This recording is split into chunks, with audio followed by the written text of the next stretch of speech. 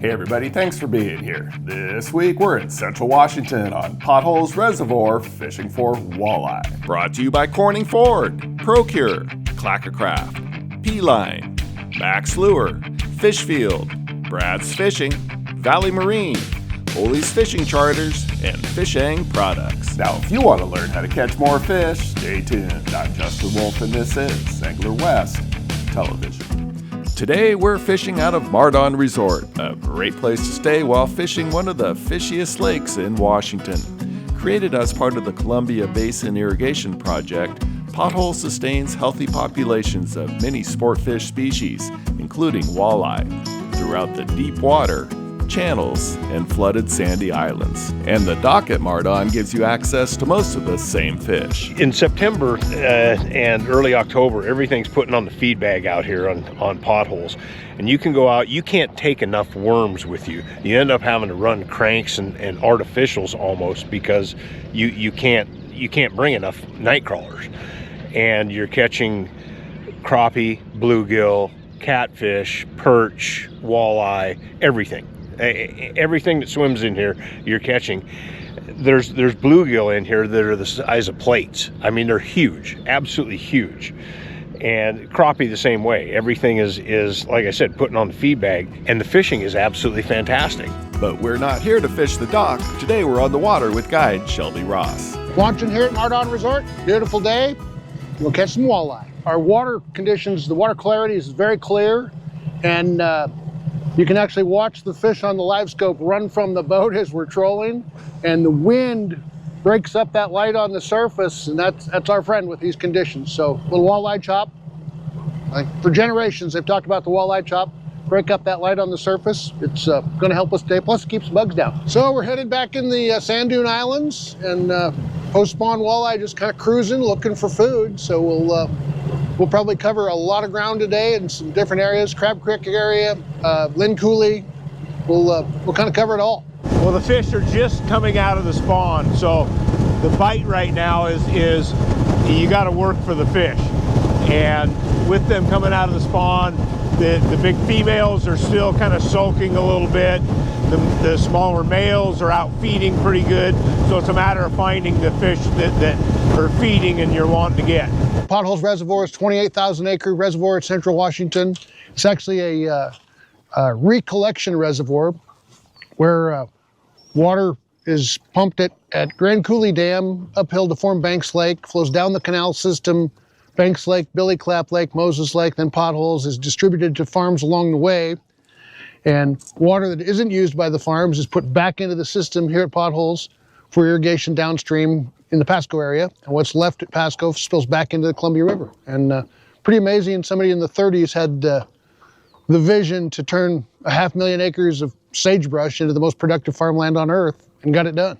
The owner of Mardon Resort, Mike Meisberg, and his family have worked this lake over and are very instrumental in putting in habitat boxes, things like that, for these fisheries, and that's why this fishery is such a great fishery. Copied what they were doing in Havasu, and over 10 years, they put in over 4,000 of these PVC boxes, and they're 4 foot by 4 foot by 8 foot PVC boxes wrapped in that orange construction fence.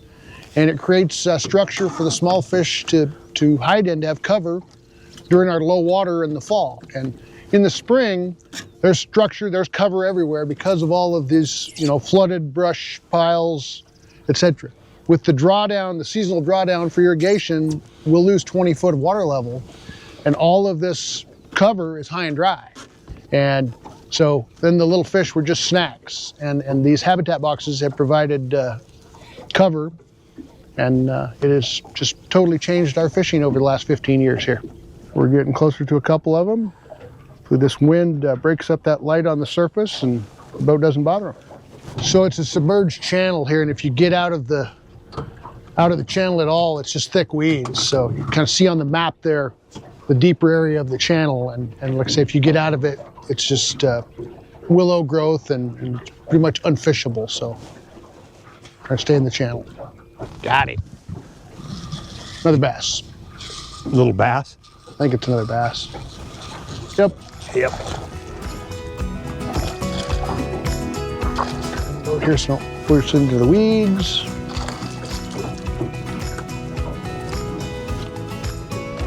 Little lighter.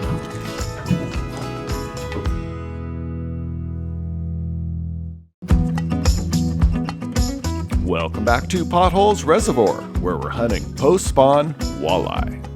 Yeah, just feed him a little bit of line. Come on, there we go.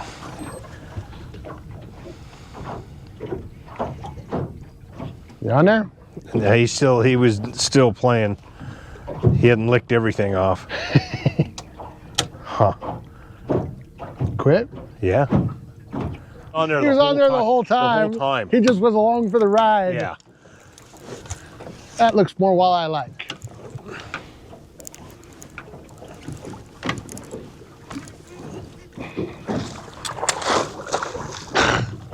Lift. That's a little bit better. Yeah, he was along for the ride. He chewed on that for Yep. 100 yards, and look, he's still just barely hooked in the tip of the mouth. I know. Just tentative bite. And that is your typical. Patience. Yeah, that is your typical male, young male, who is hungry. But as you saw, I mean, that fish absolutely did not stay with the whole thing, but he was on there. He was basically hooked the whole time. You know about the walleye mic, right? How'd that feel, Bob? Yeah. It's the walleye mic. Oh yeah, the walleye bite. Back with more action in just a moment. Perch super gel. And of course I don't have it we don't have it within the Mack stuff, but that stuff works real well. Walleye fishing, you know, people kind of poo-poo it a little bit because of the fact that the fish isn't, it's not a real strong fighter. It's not like a Chinook or a summer run steelhead or something that's up out of the water end over end, you know, but it's a totally different style of fishing. It's almost like hunting because you're having to hunt and find where those fish are. They're not like Andromeda's fish that are all going to go through a same slot in a given area. And you got to be there at the right time when they're going through. These fish, you know, they can be literally anywhere, and it's a matter of finding them. And you're only going to find them in smaller pods of fish. You'll catch 2, 3, 4 fish in a given area, and then they're going to be gone. And then you got to go hunt a little bit different spot to find the next fish. So it's a lot different style of fishing. And I will tell you, a walleye fisherman is probably one of the most advanced fishermen that you will ever find, because they know how to run really big, nasty water. When most people would be off the water, these guys are out here fishing because they're controlling the boat with a bow mount and a kicker and staying on a perfect line in order to troll through a given area. So these guys know how to play, you know, how to play the game and how to fish a lot differently than most other fishermen. Gonna make a move. Not a whole bunch of walleye action here. Had some bass action, a little bit of walleye action, not enough to be happy with. Move to Crab Creek channel and see if we get some cooperative walleye. And you got to know what channels to go through.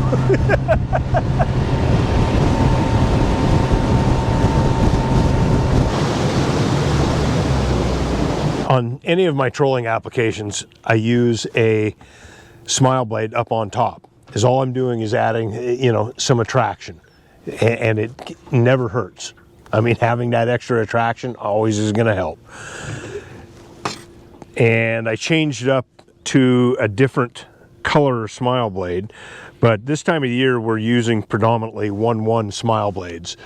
We've got, you know, 5 different sizes, but this time of the year, since your forage base is all small, young, you know, coming up in the spring, I'm staying down with a 1/1.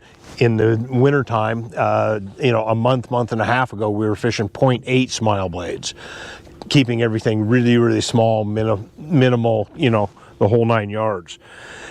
Now you can take this smile blade and you can pinch it down and it will rotate a lot faster, or you can take it and spread it out and it will rotate a lot slower, but with it's a little more erratic and will move your bait a little bit more.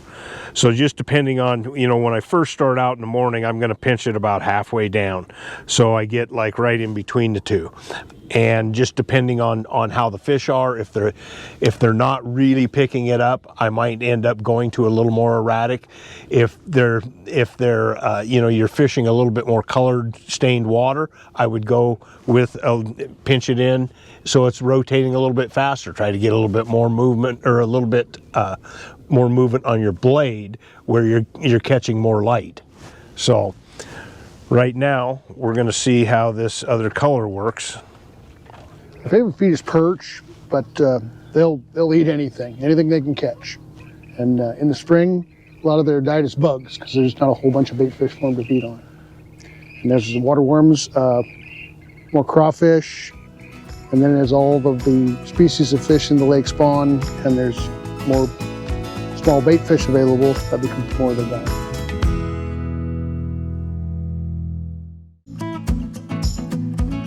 Welcome back to Potholes Reservoir. I'm Justin Wolf. Shelby, Ross, and Bob Loomis have made a move, but the wind did not follow them. The calm conditions and tough bite call for the adaptation of techniques. This is what we call the slow drop jig. It's a 1-inch wire that we have a smile blade on.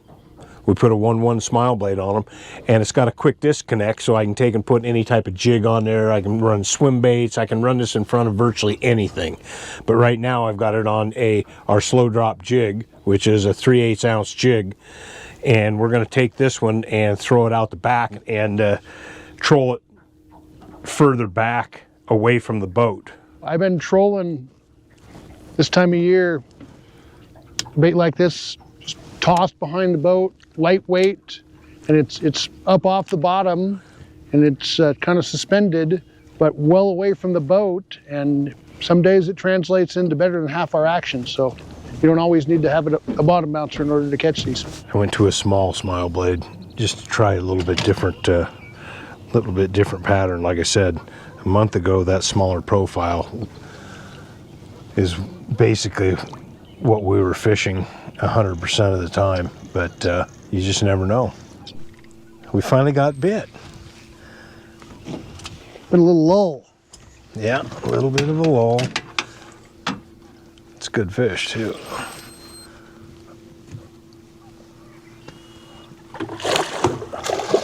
I wrapped around the other line. That is that small perch pattern that we put together. So he evidently liked that small perch pattern. We got lucky and got another bite. Yeah, and the whole time the wind was down, we had no action, no walleye action. We had a few bass, but and breeze comes up, walleye on the hook. Yep. Some days you have to pinch the tail, and if you're getting consistently bit off the end of the tail, usually what you need to do though is just feed them more line. Just relax, and people get excited, start seeing the nibble on their rod, and just pull on it, and you end up with half crawler. And so you can pinch the crawler. I just have a lot more action with a full crawler, and usually you can feed them. There's maybe 1 or 2 days a month where we end up shortening them, pinching them off, and having better results. But other than that, full crawler. We're going to make a move across the lake, head to the Lin Coolie arm, and see if we can get some more walleye. So this is the Lin Coolie arm of the reservoir. Originates up at the town of Lin to the east. I think it had seasonal water in it, on a wet year. And now with the irrigation system, it has water year-round. Most of the time, we're running monofilament on. We run monofilament on all of our Mack's lure products, and I've not found where. I haven't found a situation yet where fluorocarbon was actually needed.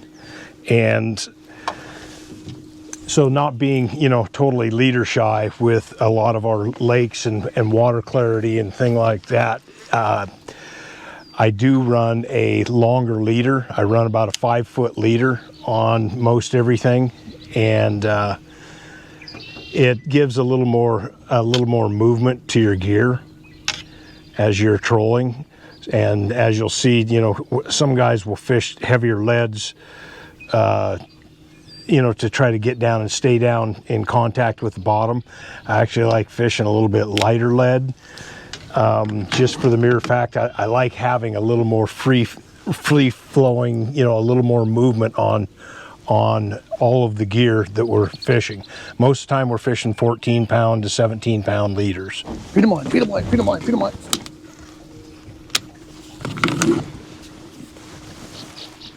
We're getting some bites, but the fish aren't staying with it. They're just coming up, taking a bite, spitting it out and letting it go. And then they're not staying with it like they generally would, where you dump a little bit of line and tease them, and they'll generally jump on it. But they're not wanting to do it. But maybe going back downhill, maybe it'll change. Walleye on the hook. We got a walleye. And a fish on here. Got a double. Get it, get it.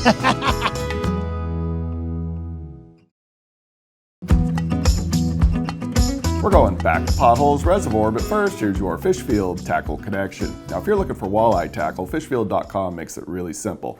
Just go to the drop-down menu to search by species, choose walleye, and there's all kinds of suggestions for the perfect rods and reels and tackle, lures, everything you possibly need for walleye fishing. And while you're at fishfield.com, you got to look at the new swivels they just got in stock, the SST Super Duty swivels.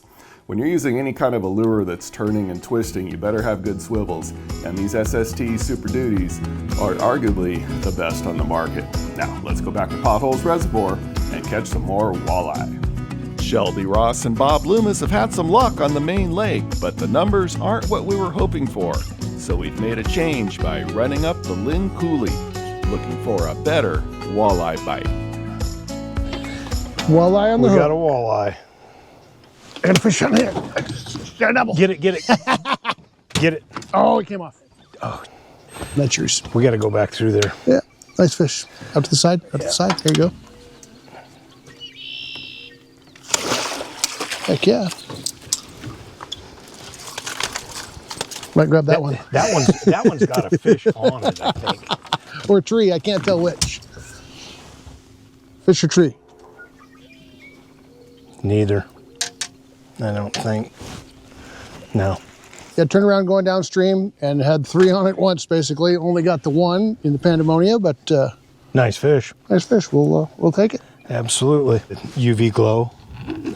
Well, this is a what I call a small perch pattern, and when they're young, you know, you got white bellies on them, and they flash real well with that UV glow blade on there. It really stands out, so it looks like a baby fish type pattern, but with the orange and green beads on there, it looks like a baby perch. Yes, Yeah. the UV glow burst. Since any of the UV colors came on, they've kind of dominated my color choices, it seems like. Yeah. And the glow burst is by far and away the #1 color that I use. Yeah, so our seasonal walleye fishing, we're just post-spawn right now, and generally here shortly should be some of our best fishing of the year, and that'll continue usually through about June. And a combination of the 100-degree weather that usually comes in July, along with the forage available, the food, all of the different species of fish, you know, will have spawned, and there's bait fish, millions and millions of bait fish everywhere available, and the walleye can be a lot more selective with all that food available and not have to eat whatever you're trying to fish with. So July and August tends to be our slower time, and then we'll have another fall bite. September and October can be fabulous fishing as well. The only problem with that time of year is because of the drawdown of the reservoir, it's a big smorgasbord. You have no idea what's on the end of the line until you get it to the boat. Some groups like that. We just want walleye. The spring, early summer does better. Most important part, the cheek.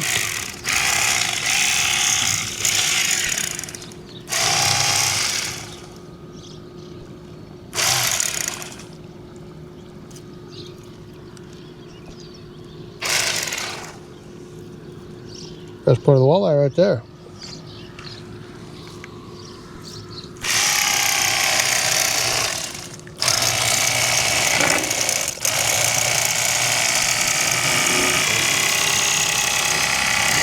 Cutting right behind the ribs.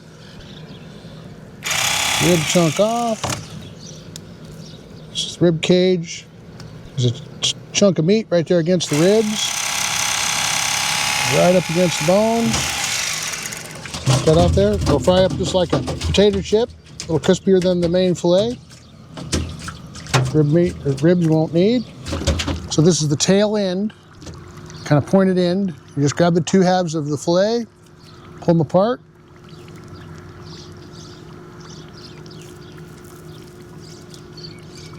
That side's clean, into the bag. Strip is stuck to this side. Just pinch that darker flesh. Again on the tail end. Peel that strip out of there. Gets rid of the pin bones and a little blood vein. All you have is white flaky fish. Probably a smallmouth.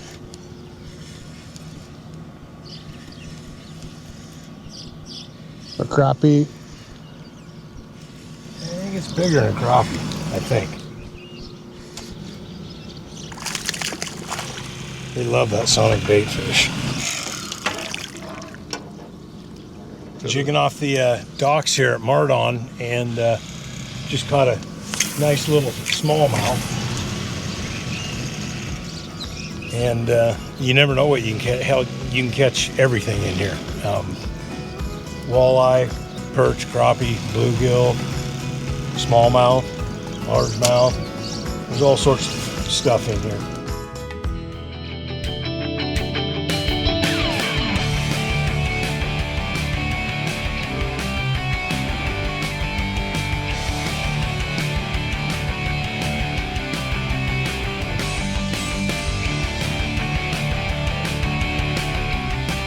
Hey, I hope you found today's episode valuable and it helps you catch more fish. And be sure to watch this episode again, plus hundreds of other episodes on the Angler West TV YouTube channel. Plus, follow us on Facebook and Instagram. And remember, without our sponsors, there is no show, so please thank them when you can. Now, get out there and do some great fishing.